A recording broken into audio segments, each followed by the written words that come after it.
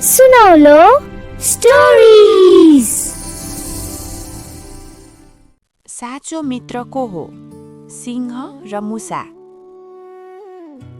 धेरै वर्ष पहिले हरियो र शान्त जङ्गलमा एक शक्तिशाली सिंह बस्दथ्यो। जङ्गलका सबै जनावरहरू उसलाई जङ्गलको राजा भनेर मान्थे। ऊ ठुलो थियो, बलियो थियो, तर अलि घमण्डी पनि। एक दिन घामको न्यानो किरणमा सिंह गहिरो निद्रामा सुतेको थियो। उसलाई थाहा नै थिएन, सानो साहसिक घटना सुरु हुन लागेको थियो।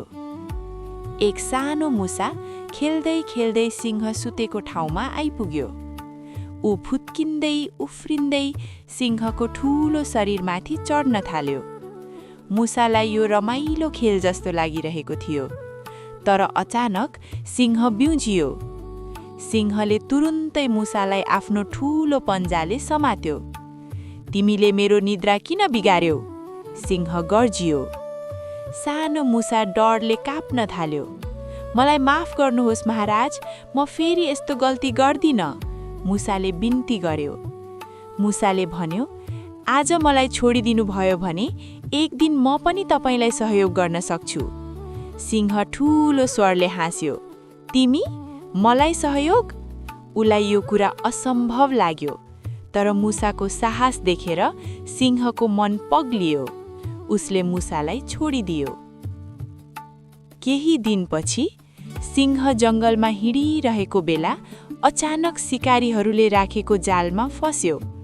ऊ जति कराए पनि जाल अझ कडा हुँदै गयो।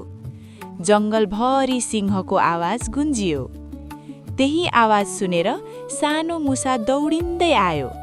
उसले देख्यो जङ्गलको राजा सङ्कटमा थियो। मुसाले बिना डर जाल काट्न सुरु गर्यो, सानो दाँतले, धैर्यका साथ। केही बेरपछि जाल टुट्यो। सिंह स्वतन्त्र भयो। उसले आश्चर्यले मुसालाई हेर्यो। आज उसले बुझ्यो, सानो प्राणी पनि महान हुन सक्छ। सिंहले मुसालाई धन्यवाद दियो। त्यस दिनदेखि दुवै साँचो मित्र बने, किनकि साँचो मित्रता आकारले होइन, मनले ठुलो हुन्छ।